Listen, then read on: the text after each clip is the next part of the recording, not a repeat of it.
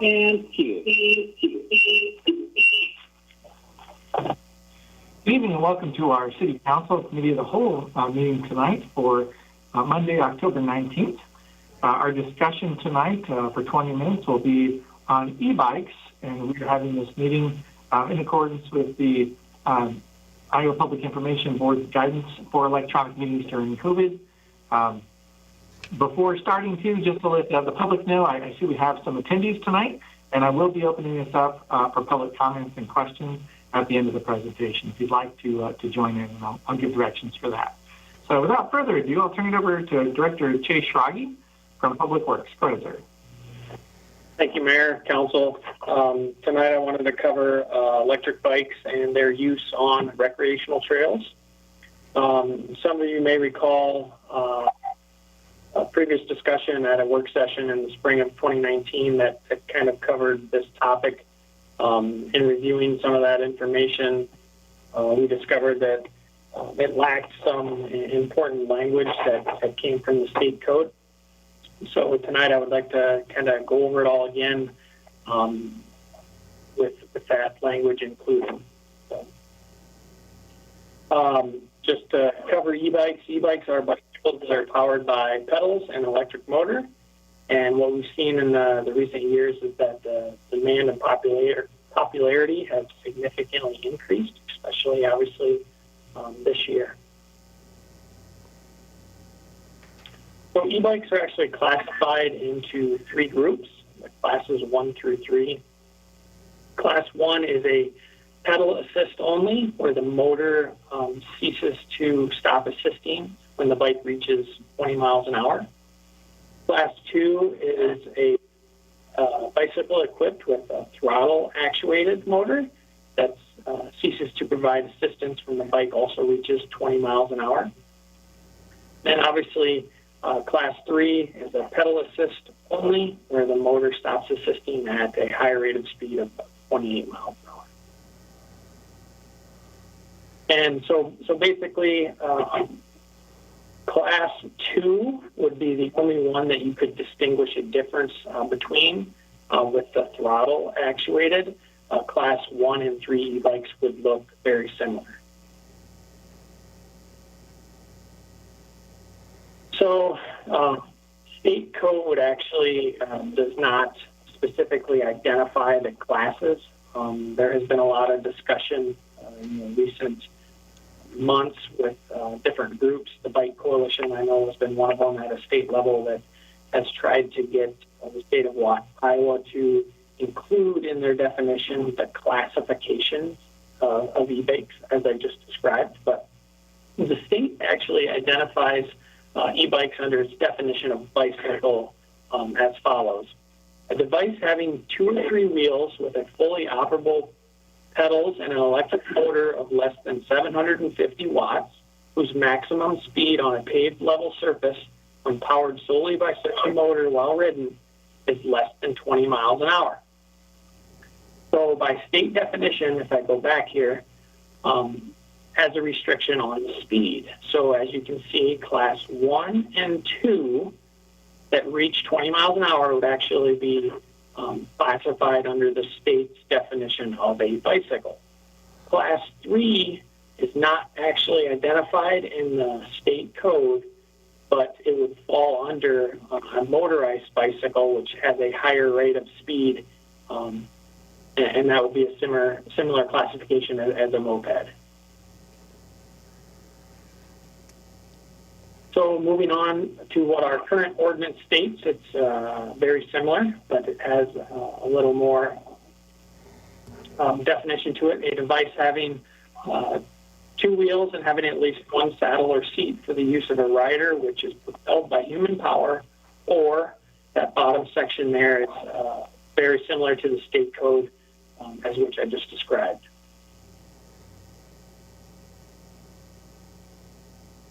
So in part of this review, we plan to look at other communities and jurisdictions surrounding Cedar Falls.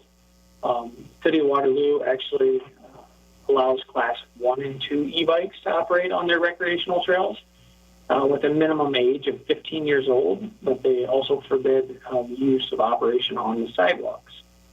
George Wythe Park is under the jurisdiction of the Iowa DNR, but falls within much of the city limits of Waterloo, which governs their requirements within the park. So they follow Waterloo Code of Ordinances, which would allow the classes 1 and 2.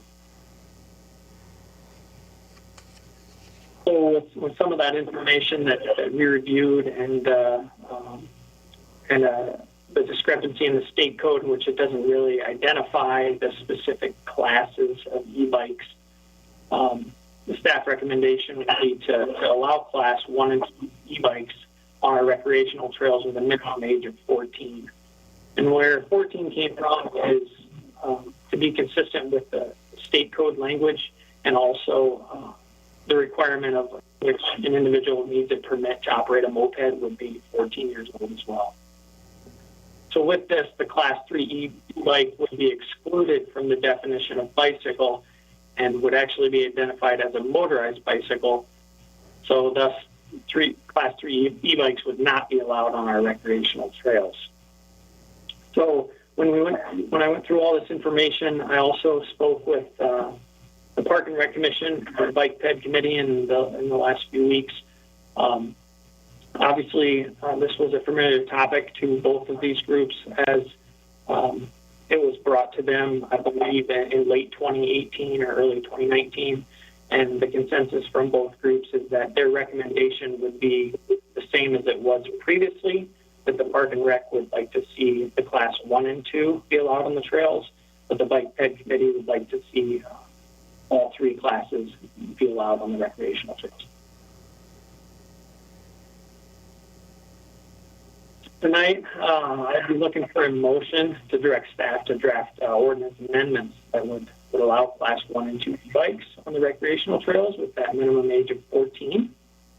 And I think as the state code evolves and the potential that they may adopt the classification system to classify e-bikes as classes 1 through 3, or if a Class 4 e-bike comes out, that staff would then review the ordinance at that time to see if any other classes could be included. So I think with that, I would open it up for discussion or any questions that you may have for me.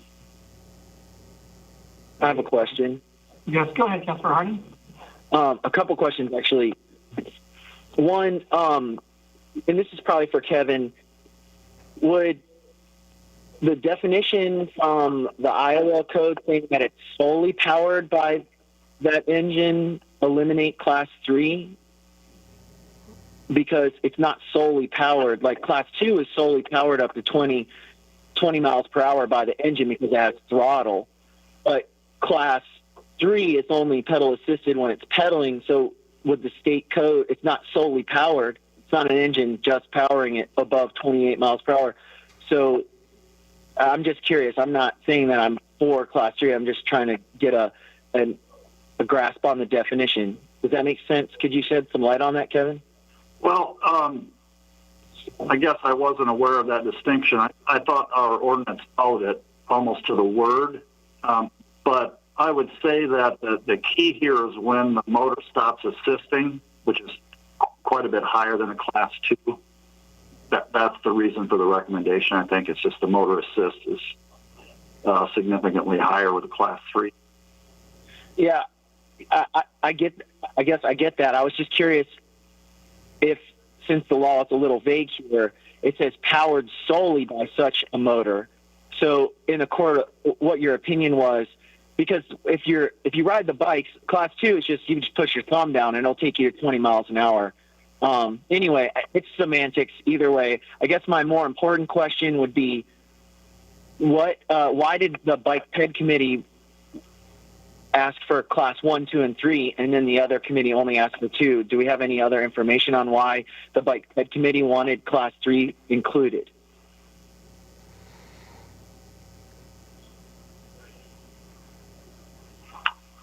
Basically, from the information I gathered is that they wanted to remain consistent with their previous recommendation, as well as the Park and Rec Commission did as well. There are some concerns from the Park and Rec about, obviously, the speed.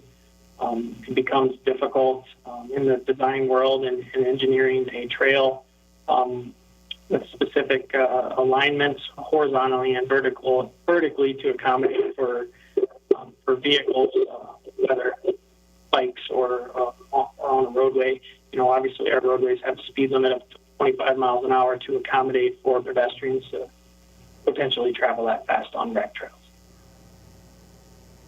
I got a few questions also. I know that there are some fast cyclists, some pretty fancy bicycles that can get up to 40 miles, sometimes faster, like super high geared.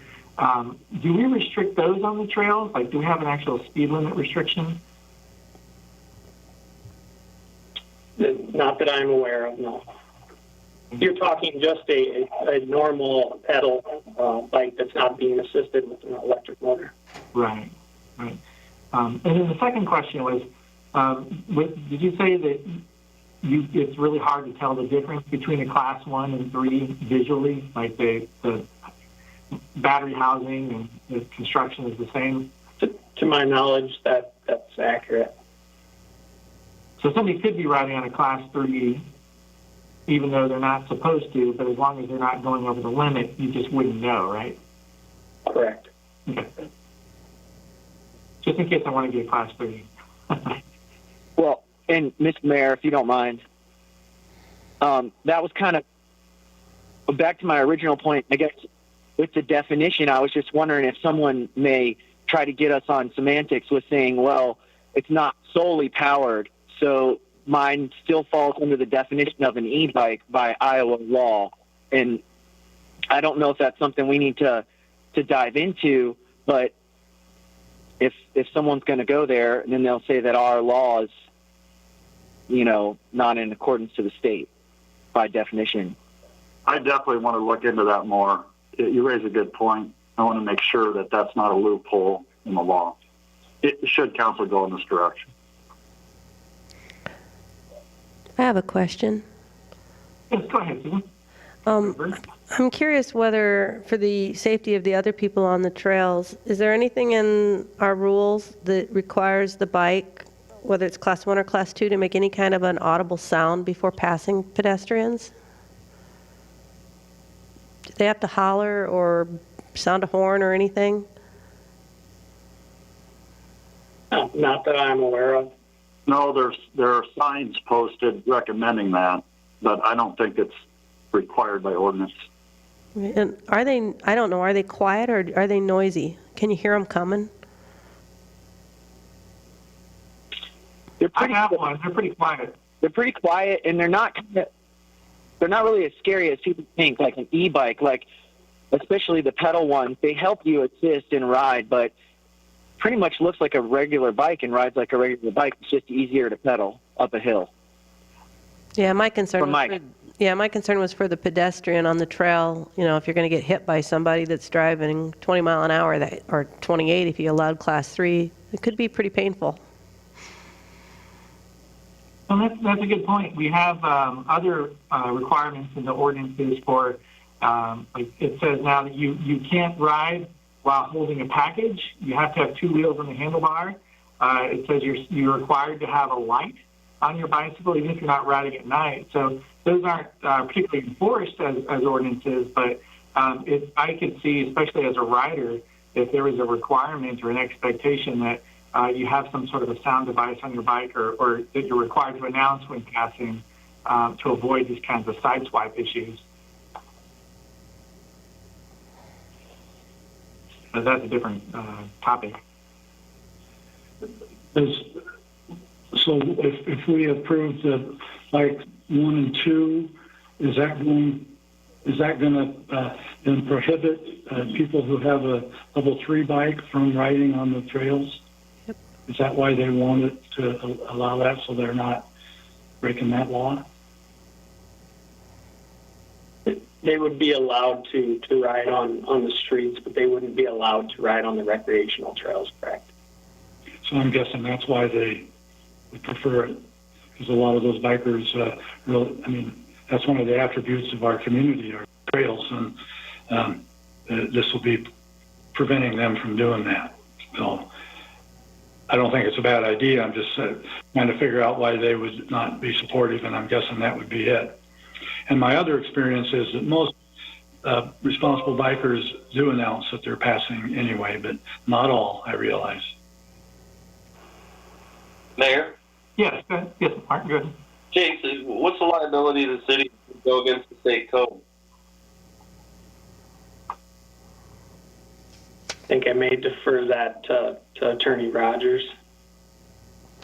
I'm not sure that there'd be any liability on the part of the city either way, because the most proximate cause of the injury would be the people involved.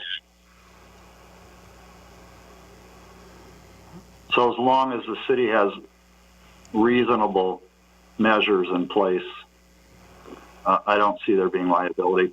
Plus, it probably has immunity for such a claim based upon recreational activities.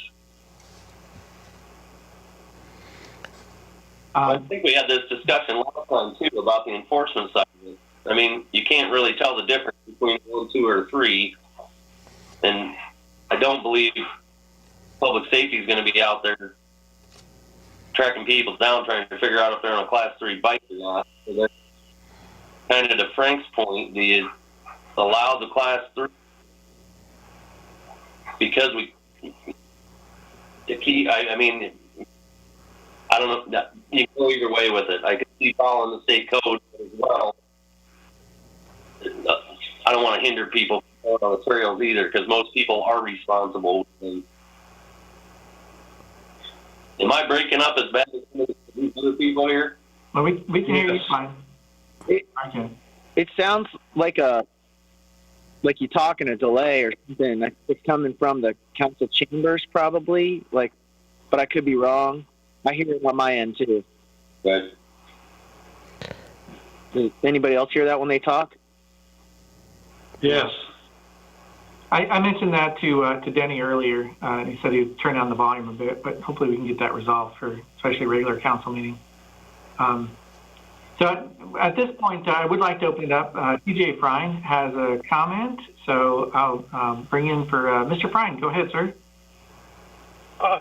Sorry. Yeah, I just kind of following along with what council's saying. I would just ask, with level 3s, like I live kind of cornered between Green Hill and Hudson Road. If I were to get a Class 3 bike, I'm not, and I can't take it on the trails. I won't be able to take it out of the neighborhood because I would be then driving, well below the 45 mile an hour speed limit on Green Hill on the road, which would make me a hazard. And then also below the speed limit on Hudson Road as well. So it really kind of limits my ability to take the bike out of my neighborhood. So I think allowing the Class 3 on the trails would be a nice idea. And just kind of going back, if you can't tell the difference between a Class 1 and a Class 3, they aesthetically look the same. I don't see, other than the speed difference, why it would be an issue. Yeah, the only concern I would have is not being able to drive my expensive Class 3 bike out of my neighborhood because I can't take it on the trail. So that's all I got.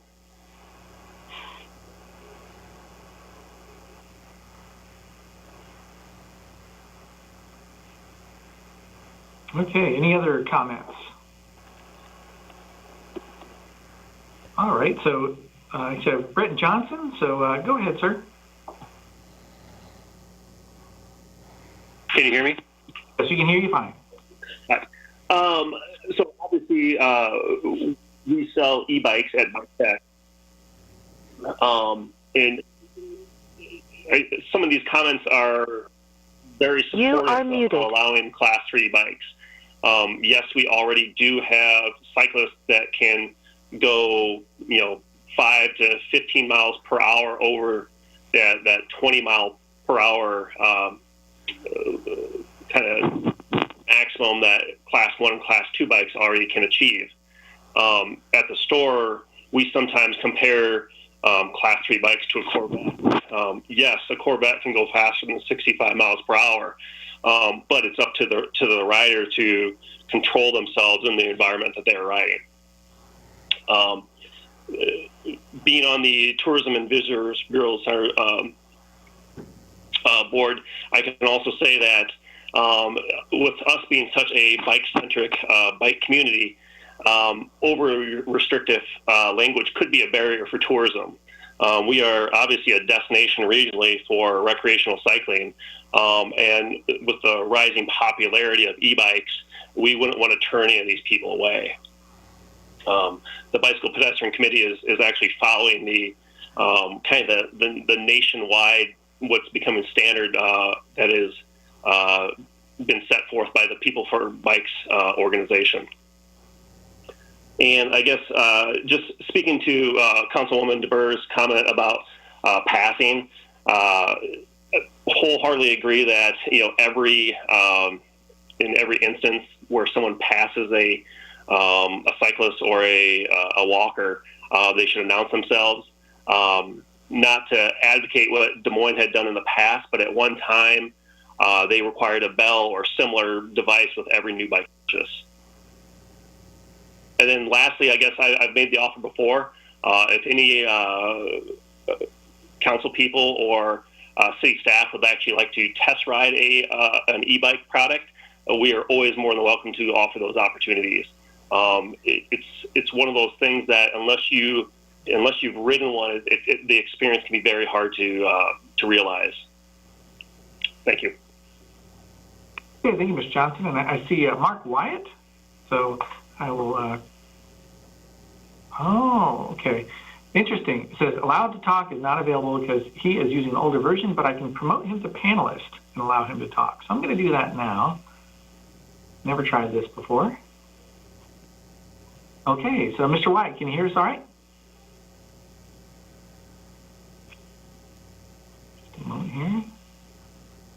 White might be muted still. Yep, he's muted. Still muted on my screen. Yep. So you can do ask to unmute on here. Okay, can you hear me okay now? Just fine. Go right ahead, Mr. Wyatt. Okay. My name is Mark Wyatt. I'm Executive Director for the Iowa Bicycle Coalition. We, in conjunction with People for Bikes, the National Bike Advocacy Group, has been working on the e-bike ordinance that you saw, the Class 3, Class 2, and Class 1 ordinance language that we saw at the Iowa legislature this last year. And I got to tell you, this may be something to consider is that I believe absent COVID, the e-bike language was set to pass the legislature last year. And we will be bringing that bill hopefully forward again next year. It received broad support, and I think it could be on its way to passage. One of those things that we did look at also was making sure that if that was enacted, it would be enacted right away rather than waiting to July 1st. So we don't miss half a season, so to speak. The host would like you to unmute your microphone. You can press *6 to unmute. I also happen to own a Class 3 e-bike and use it pretty frequently. I've put a couple thousand miles on it this year. And just as Brent Johnson was saying, they're very easy to use. They're very fun, but it's definitely up to the rider to control their speed and activity that they're doing with regard for safety for others. And we'll also say, despite its advertisement of a maximum speed, you have to really work to get it up to that maximum speed. It does kind of take years and such. I frequently only see that 28 mile an hour if it's a large downhill, but some studies have been shown across the country that e-bike average speeds tend to be similar to conventional bike average speed.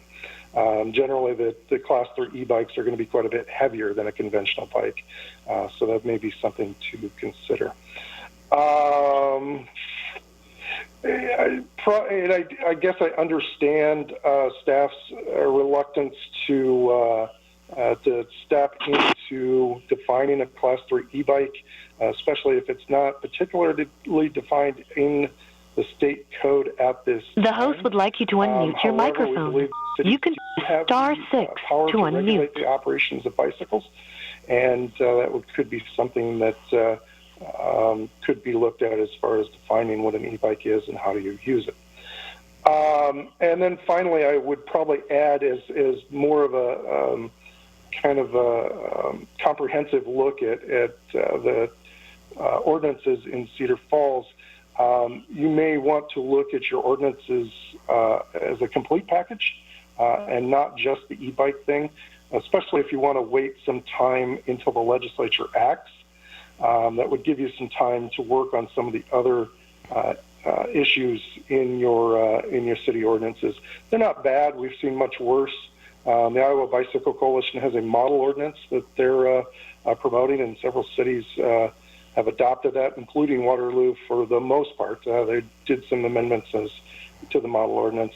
Hudson also has adopted the model ordinance. But there's a few things in your current ordinances that could be better. For example, the one at the top where you have to requires bicycle retailers to report sales to the police on a monthly basis. I'm not sure that you're probably following that. Mr. Wyatt, we do need to keep the conversation directed at simply the e-bikes ordinance. Sure.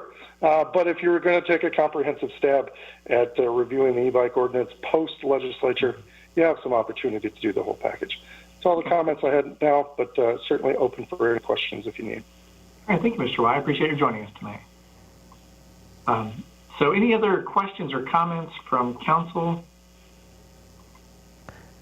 Okay, so we have this draft motion or a suggested motion recommended from staff. Would council like to put forward a motion at this time? I would like to make a motion to include class 1, 2, and 3 e-bikes and allow for all of them on the rec trails. Okay, with a minimum age of 14 still? Or yes. Okay. I second that. All right, so it's been motioned to direct staff to draft the ordinance to allow class 1, 2, and 3 e-bikes on recreational trails with a minimum age of 14 years old. Any final discussion? So as a question, would that be contrary then to Iowa law? All in favor say aye. Aye. Aye. And then opposed, I see council chambers is I had to mute them earlier because of the echo. The host would like you to unmute your microphone. So you can star 6, mute. To be unmuted. Okay, no, we're not yet. Okay, well, any opposed in the room? I'm opposed. Seeing none, that's 4. 1, 2, 3, 4, 5 for sure. So that would allow us to move forward, and staff will go ahead and work on that ordinance then. Did I miss anything procedurally in doing that, Mr. Rogers? Okay, I just have a question. So Susan and I voted no, but it won't listen to us. Vote either. I seconded it, but I vote for it. The host would like you to unmute your microphone. Yeah, you can press star 6 That was to going to be my unmute. question, Mayor. I just want to make sure all the votes are recorded. Can you hear me now? You and Dave?